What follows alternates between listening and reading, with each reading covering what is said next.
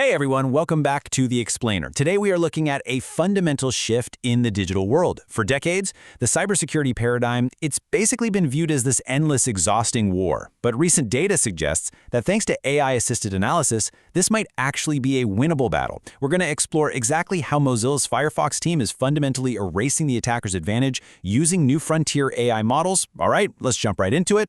So, is it possible to bring software exploits down to absolute zero? Now, historically, perfect security was considered completely impossible, right?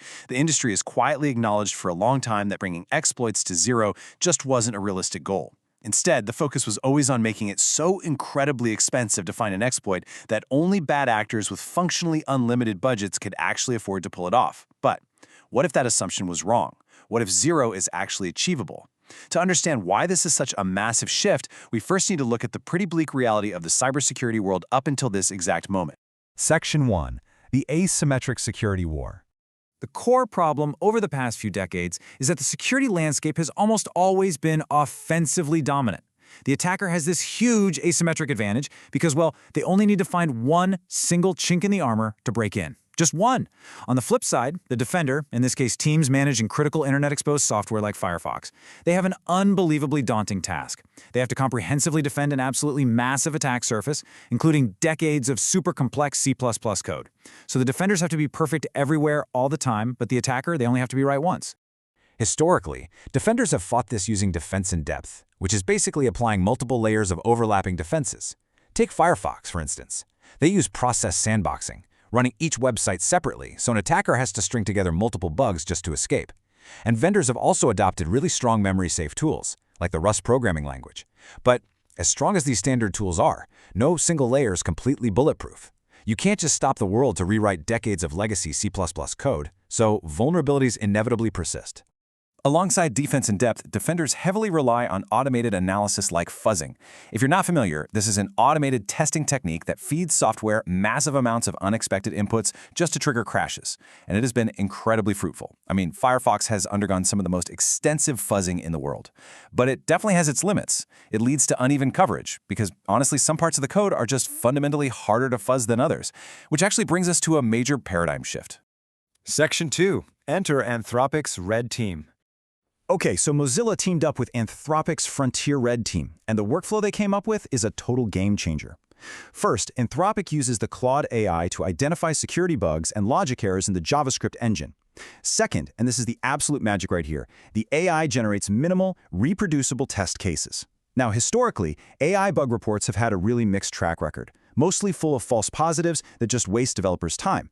But because the AI provided exact, reproducible tests this time, platform engineers could actually quickly verify and deploy fixes, literally within hours. And the immediate concrete impact of this is just fascinating.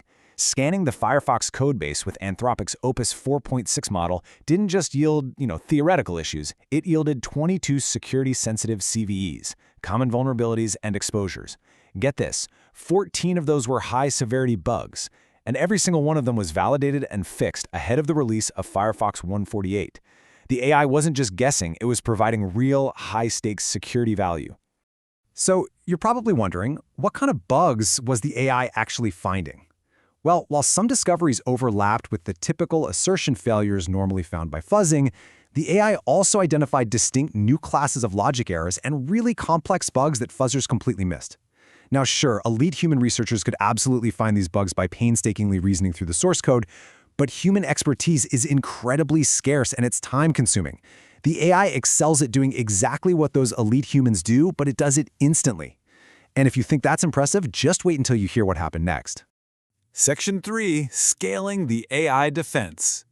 During a continued collaboration, Mozilla applied an early version of Anthropic's Claude Mythos preview model to Firefox. So remember the previous Opus 4.6 model? It found 22 vulnerabilities for Firefox 148. Well, the Mythos preview model found an astounding 271 vulnerabilities that were fixed for Firefox 150. I mean, wow, that rapid, undeniable acceleration of AI defensive capabilities is just staggering. The jump in capability in basically just a few months shows exactly where this technology is heading. Just imagine being on the security team at Mozilla right now. Firefox is a deeply scrutinized, incredibly hardened target. For a single bug to surface in 2025, it would normally be a red alert situation. So to suddenly see hundreds of latent bugs surface all at once? As the source material states so perfectly, many other teams are now experiencing the same vertigo we did when the findings first came into focus. So many at once makes you stop to wonder whether it's even possible to keep up. That data spike is deeply daunting at first glance. But hey, this explainer isn't about giving you vertigo. It's actually about a hopeful, monumental shift in digital safety. Section 4. Defenders finally win.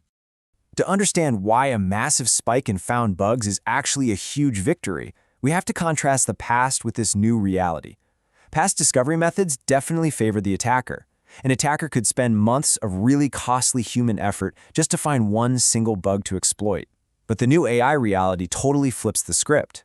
Closing the gap between machine-discoverable and human-discoverable bugs makes all discoveries cheap and fast.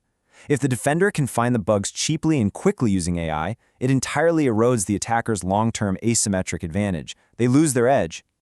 There's been a lot of talk, and frankly, a lot of fear, that AI will somehow create incomprehensible superbugs.